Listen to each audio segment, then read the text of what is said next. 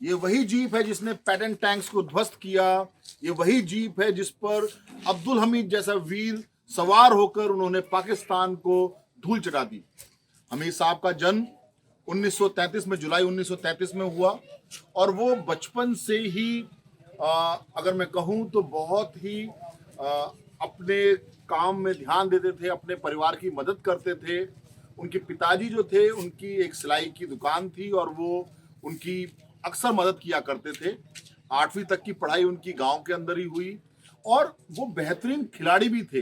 वो शिकार बड़ा अच्छा, मतलब उनका निशाना बहुत अच्छा था।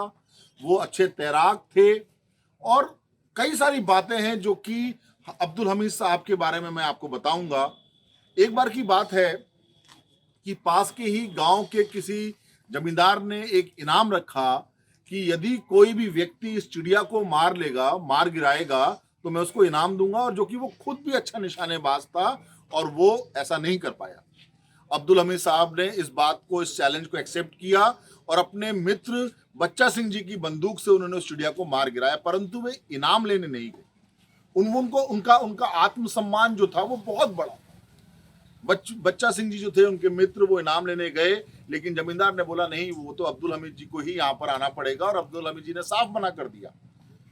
उनकी आर्थिक स्थिति बहुत ज्यादा स्ट्रांग नहीं थी। उनके पिताजी की एक सिलाई की दुकान थी, तो उन्होंने फिर भी बोला नहीं भाई, हम गरीब जरूर हैं लेकिन हम ऐसे किसी के घर पे नहीं जाएंगे। और अंततः उनके आत्मसम्मान के सामने जमींदार साहब को झुकना पड़ा और उन्होंने इनाम की राशि अब्दुल हमीद साहब को पहुंचाई।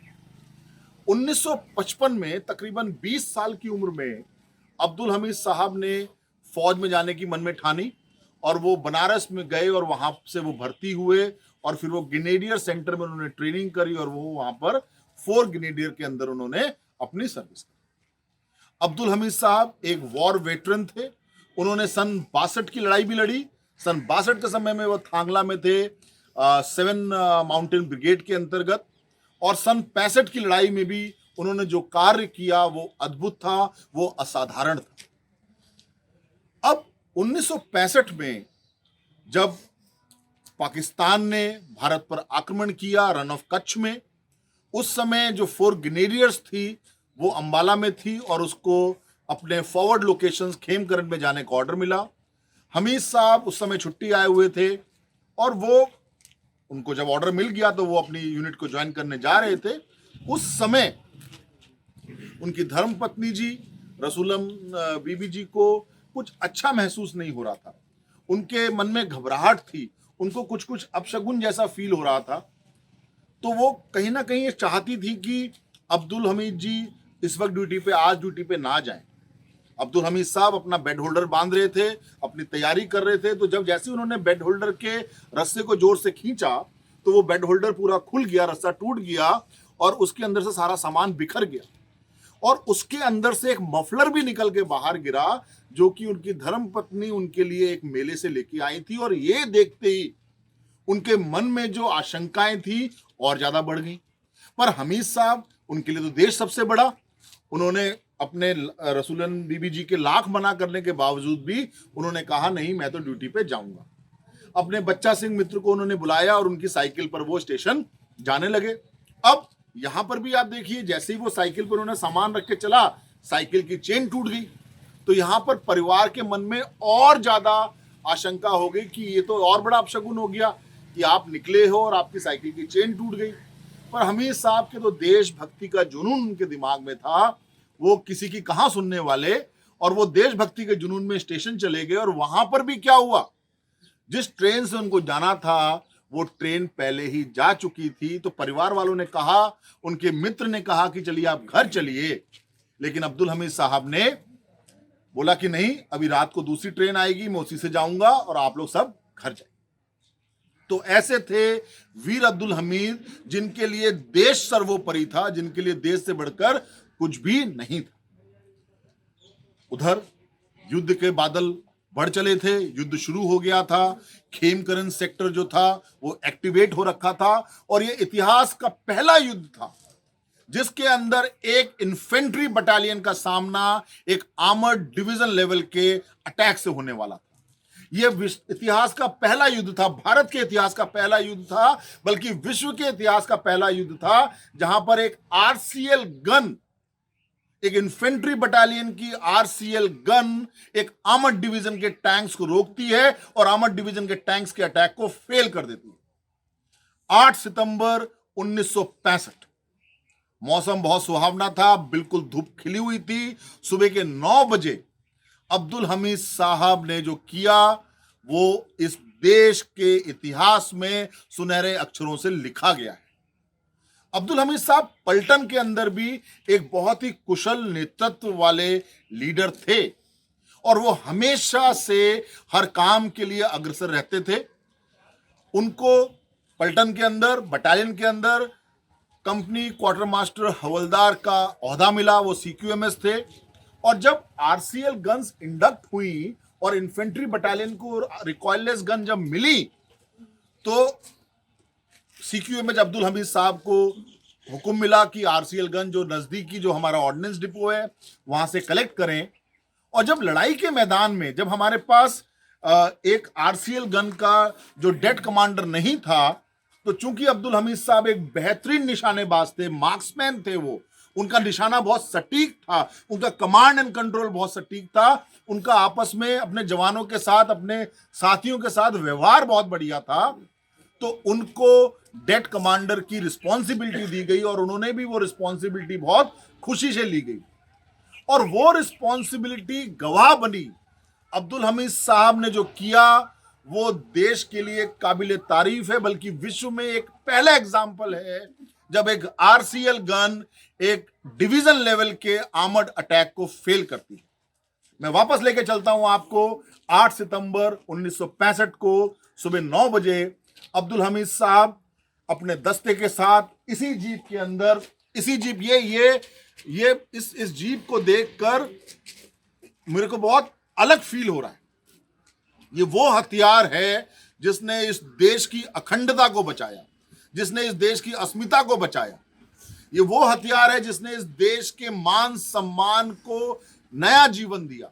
तो सुबह 9 बजे जब अब्दुल हमीद साहब अपनी इसी आरसीएल जीप के अंदर अपने दस्तों के साथ, अपने लोडर के साथ, अपने ड्राइवर के साथ को ड्राइवर सीट पे बैठे हुए जब दुश्मन की तरफ नजर गड़ाए बैठे थे, तो वो देखते हैं कि 3 टैंक जो हैं वो सामने आ रहे हैं। अब्दुल हमीद साहब ने बहुत सूझबूझ के साथ ये फैसला लिया कि जब तक टैंक हमारी मार के हाथ में नहीं आते तब तक हम कोई फायर नहीं करेंगे, हम कोई हरकत नहीं करेंगे। और 4 ग्रेनेडियर्स के जो सारे डिफेंसेस थे उनको भी ये पता था कि हम दुश्मन को सरप्राइज की हद में आने देंगे और उनके ऊपर हम एक सरप्राइज अटैक करेंगे। हम डिफेंस में जरूर है, दुश्मन वहां से अपनी आर्मर्ड डिवीजन को लेके एडवांस जरूर कर रहा है, लेकिन हमारा जो जोश है वो अटैकिंग जज्बे से कम नहीं है। अब्दुल हमीद साहब के ऊपर रिस्पॉन्सिबिलिटी थी कि दुश्मन के आर्मर्ड एडवांस को रोका जाए, वो उनके इलाके में ब्रिजहेड ना बना सके, क्योंकि यदि एक बार आर्मर्ड ने आपके डिफेंसेस को तोड़ लिया तो आप उस लड़ाई को हारने की कगार पर पहुंच जाते हैं। और अब्दुल हमीद साहब पर यह रिस्पॉन्सिबिलिटी थी कि वो दुश्मन के आर्मर्ड एडवांस को, उसके ब्रिजहेड फॉर्मेशन को रोक ले। हमीद साहब ने देखा कि 3 टैंक उनकी तरफ बढ़ रहे हैं और खेमकरन का उस समय इलाका पूरा खेती से भरा हुआ था, गन्ने के खेत थे बड़े बड़े, तो बहुत अच्छी पोजीशन हमीद साहब को मिल रही थी अपनी जीप को छुपाव में रखने के लिए। लेकिन जो टैंक की लड़ाई होती है उसमें जो सबसे बड़ी बात होती है, आर्मर्ड की लड़ाई के अंदर सबसे बड़ी बात होती है कि आप फायर एंड मूव की पॉलिसी पे कितना बखूबी काम करते हैं। यदि आप फायर करने के बाद अपनी उसी लोकेशन पे रहेंगे तो आपकी लोकेशन ओपन हो जाएगी और दुश्मन आप पे काउंटर अटैक कर जाएगा और आपको परेशान कर सकता है, आपको खत्म कर सकता है। तो आर्मर्ड में टैक्टिक्स यही है, जब भी हम आर्मर्ड की बात करते हैं तो फायर एंड मूव, आप फायर करते हैं और अपनी जगह से मूव कर जाते हैं ताकि जो आपकी लोकेशन खुल गई है वो आपको, वो दुश्मन उस पर कुछ कर ना पाए। तो हमीद साहब ने अपने ड्राइवर को बिल्कुल मुस्तैद कर रखा था कि हम इस लोकेशन से फायर करेंगे और उन्होंने सारे रास्ते फायर करके कहां जाना है, किस छुपाव में जाना है, किस जगह पे जाना है, जीप को रिवर्स कैसे करना है, किसी प्रकार की टायरों के नीचे बाधा ना आए, ये सारी चीजें हमीद साहब ने कर रखी थी। और यही कारण था कि जब उन्होंने पहले टैंक को देखा और वो उनकी मार के हद में आया, हमीद साहब ने उस पर सटीक फायर किया। अपने लोडर को बोला तुम लोड करो और सटीक हमले का ऑर्डर दिया। और आरसीएल गन, बच्चों में बता दूं आपको, रिकॉइललेस गन की जो आवाज है वो दिल दहला देती है।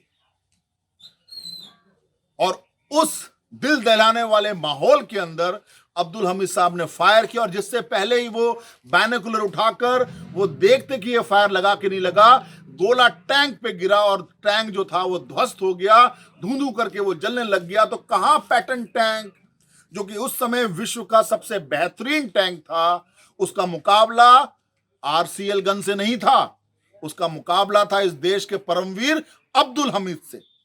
चाहे वेपन कितना भी हो, कैसा भी हो, हमारा इतिहास गवाह है, हमारे जवान 303 राइफल से लड़े हैं चीनियों के ऑटोमेटिक हथियारों के खिलाफ। हमारे जवान 303 राइफल से लड़े हैं पाकिस्तानियों के ऑटोमेटिक हथियारों के खिलाफ। और अब्दुल हमीद साहब अपनी आरसीएल से लड़े पाकिस्तान के पैटर्न टैंक के खिलाफ।